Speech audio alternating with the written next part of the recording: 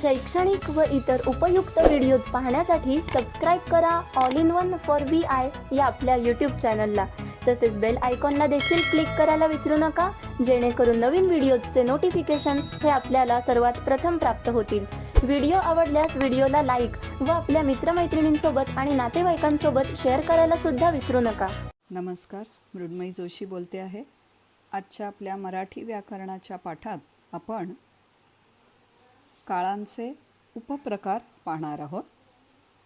गेल्या वेळेस आपण पाहिलेलं आहे की काळ म्हणजे काय, तर जेव्हा वाक्यात दिलेल्या क्रियापदावरनं क्रिया कोणत्या वेळी घडत आहे त्याचा बोध होतो तेव्हा त्याला काळ असं म्हणतात.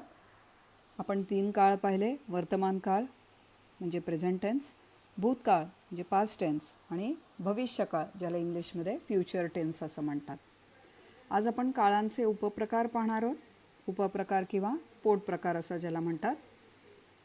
तर मराठीत 4 उपप्रकार आहेत काळांचे, ज्याला म्हणतात. पहिला आहे साधा काळ, सिम्पल टेन्स म्हणतात इंग्लिशमध्ये.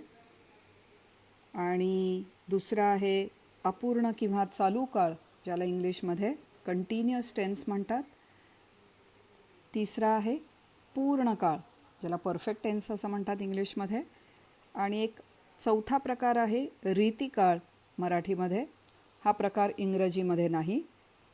तर चौथा उपप्रकार जो आहे तो आहे रीतिकाळ. आपण एक एक प्रकार पाहू आणि वर्तमान, भूत, भविष्यात त्याची त्या क्रियापदाची त्या काळातली रूपं पाहूयात. सुरुवात आपण करूयात साधा काळ, म्हणजे ज्याला सिम्पल टेन्स असं जर म्हटलं तर उदाहरणादाखल एक वाक्य बघू आधी. मी वृत्तपत्र वाचतो. मी वृत्तपत्र वाचतो. वृत्तपत्र म्हणजे अर्थात न्यूजपेपर. वाचतो ह्या क्रियापदावरून आपल्याला बोध होतोय की ही जी क्रिया आहे कोणत्या काळात घडत आहे, तर सद्य काळात, ज्याला प्रेझेंट टेन्स, आत्ता ती घडती आहे. मी वृत्तपत्र वाचतो. तर ह्या वाक्यात वाचतो यावरनं क्रियेचा काळ ठरतोय आणि तो काय दर्शवतोय, तर हा वर्तमान काळ आहे. हे वाक्य साध्या वर्तमान काळातलं आहे. दुसरं वाक्य बघू आपण. मी वृत्तपत्र वाचले. मी वृत्तपत्र वाचले या वाक्यावरून हे लक्षात येतं की वाचून झालेलं आहे, मी वाचले, क्रिया झालेली आहे, त्यामुळे तो आहे भूतकाळ आणि साधा भूतकाळ आहे. मी वृत्तपत्र वाचले. तिसरं वाक्य पाहू. मी वृत्तपत्र वाचेन. मी आत्ता वाचलेलं नाही आहे, मी पुन्हा केव्हा तरी भविष्यात ते वाचेन. ह्याच्यावरून लक्षात आलं वाचेन ह्या क्रियापदावरनं की आहे भविष्यकाळ. तर अशा प्रकारातून म्हणजे जेव्हा क्रियापदातून फक्त क्रियेचा काळ समजतो तेव्हा त्याला साधा काळ असं म्हणतात. लक्षात घेण्याची गोष्ट आहे की वाचतो, वाचले, वाचेन या वाक्यामध्ये सहाय्यक क्रियापद नाही, एकच क्रियापद आहे आणि त्याचा आधार न घेता क्रियापदाचं रूप वापरलेलं आहे. वाचतो, वाचले, वाचेन. त्यामुळे ही तिन्ही वाक्य साध्या काळातली होती. एक साधा वर्तमान काळ, एक साधा भूतकाळ आणि शेवटचं जे होतं ते साध्या भविष्यकाळातलं होतं. आता आपण वळूया अपूर्ण काळ किंवा ज्याला चालू काळ असंही म्हणतात. चालू काळ किंवा अपूर्ण काळ, ज्याला इंग्लिशमध्ये कंटिन्युअस हा शब्द वापरला जातो. तर हा काळ काय दाखवतो, तर क्रिया चालू आहे किंवा अपूर्ण आहे हे कळतं. पहिलं वाक्य एक बघूया उदाहरणाचं. तो मुलगा खेळत आहे. वाक्य आहे तो मुलगा खेळत आहे. या वाक्यात खेळत आहे हे क्रियापद आहे आणि आहे हा जेव्हा शब्द येतो तेव्हा आपल्या लक्षात येतं हे सद्यस्थितीतलं आत्ताचं वाक्य आहे. ही क्रिया चालू आहे, त्यामुळे त्याला चालू किंवा अपूर्ण काळ म्हणलेला आहे. आणि वर्तमानात ही क्रिया घडती आहे. खेळण्याची जी क्रिया आहे त्या मुलाच्या खेळण्याची वर्तमान काळात घडत आहे, त्यामुळे जेव्हा आपण वाक्य बघतो तो मुलगा खेळत आहे, या वाक्यात क्रियापद खेळत आहे हे अपूर्ण अथवा चालू वर्तमान काळातलं आहे. आता तसंच चालू भूतकाळ पाहूया आपण. तो मुलगा खेळत होता असं जर मी वाक्य बनवलं तर खेळत होता हे क्रियापद आहे आणि ती क्रिया भूतकाळात चालू किंवा अपूर्ण होती हे आपल्याला कळलं. त्यामुळे तो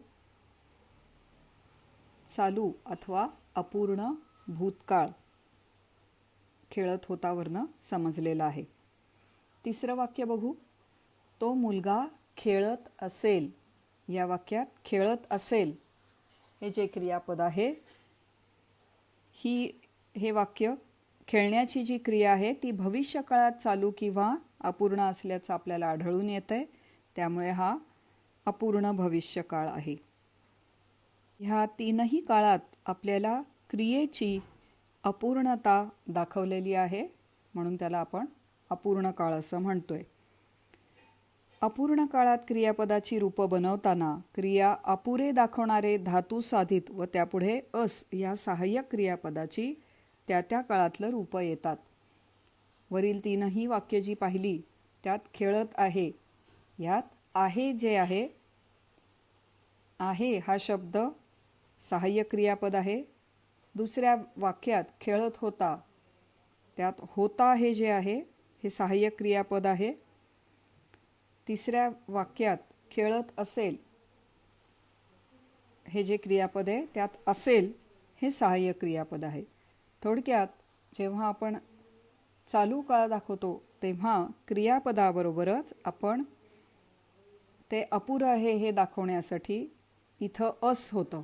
असचं आहे, होता, असेल ही तीन रूपं झाली तीन काळातली. तर ती सहाय्यक क्रियापदाची त्या त्या काळातली त्याच्या पुढं रूपं येतात हे लक्षात ठेवायचं आहे.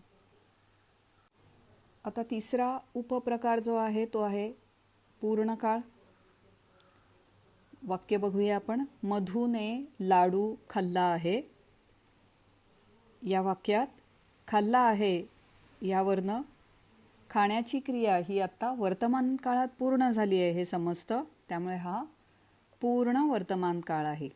खाल्ला आहे क्रिया पूर्ण झाली आहे हे दाखवतं की वर्तमान काळ आहे. त्यामुळे खाल्ला आहे हे क्रियापद संयुक्त क्रियापद जे आहे ते पूर्ण वर्तमान काळ दाखवतं. जर मी असं म्हणला मधूने लाडू खाल्ला होता तर खाल्ला होता हे जे क्रियापद आहे त्यावरनं खाण्याची जी क्रिया आहे ती भूतकाळात पूर्ण झाली आहे असं आपल्याला समजतंय. त्यामुळे हा पूर्ण भूतकाळ आहे. मधूने लाडू खाल्ला होता. तिसरं वाक्य जर आपण उदाहरणादाखल घेतलं की मधूने लाडू खाल्ला असेल तेव्हा त्यात भविष्यकाळातलं ती क्रिया पूर्ण होईल किंवा झाली असेल असं समजतंय. त्यामुळे हा पूर्ण भविष्यकाळ आहे. तर तिसरा उपप्रकार आपण पूर्ण काळ पाहिला. आता चौथा जो प्रकार आहे उपप्रकार ज्याला रीतिकाळ असं म्हणतात. तर रीतिकाळात संयुक्त क्रियापदाच्या रूपावरनं एखादी रीत किंवा वहिवाट ज्याला म्हणतात ती समजते म्हणून त्याला रीतिकाळ असं म्हणतात. उदाहरण घेऊया. पहिलं उदाहरण. मुलगा पुस्तक वाचत असतो. आता लक्षात घ्या वाचत असतो म्हणजे ही क्रिया तो बरेचदा करत असतो. म्हणजे वाचण्याची त्याला सवय असावी त्यामुळे ती त्याची रीत जी आहे ती कळते. मुलगा पुस्तक वाचत असतो. काय करत असतो? तर वाचत असतो. नेहमीच वाचत असतो थोडक्यात. तर असतो हे जे क्रियापद आहे ते वर्तमान काळ दाखवतंय. त्यामुळे हा झाला रीती वर्तमान काळ. पण ही रीत आहे वहिवाट आहे त्यामुळे त्याला आपण रीती वर्तमान काळ असं म्हणले. आता हेच वाक्य जर मुलगा पुस्तक वाची किंवा वाचत असे असं जर म्हणलं तर ह्याही क्रियेवरनं ही गोष्ट तो भूतकाळात कायम करीत असे याची आपल्याला जाणीव होतीये. म्हणजेच ती रीत समजतीये, वहिवाट समजतीये. त्यामुळे तो रीती भूतकाळ असं आपण म्हणणार. आता मुलगा पुस्तक वाचत जाईल हे जर वाक्य आपण घेतलं तर ही क्रिया भविष्यकाळात सतत करण्याची त्या कर्त्याला रीत आहे, त्याची रीत समजते, म्हणून त्याला आपण रीती भविष्यकाळ असं म्हणणार. तर आज आपण काळाचे 4 उपप्रकार पाहिले. पहिला प्रकार होता, उपप्रकार जो होता तो होता साधा काळ. दुसरा पाहिला तो अपूर्ण किंवा चालू काळ. तिसरा पूर्ण काळ आणि चौथा रीतिकाळ. 3 वेगवेगळे जे काळ आहेत, वर्तमान, भूत, भविष्य, याबरोबर हे सर्व उपप्रकार आपण वाक्यातील उदाहरणासकट पाहिलेले आहेत. तर आज आपण इथंच थांबतोय. धन्यवाद.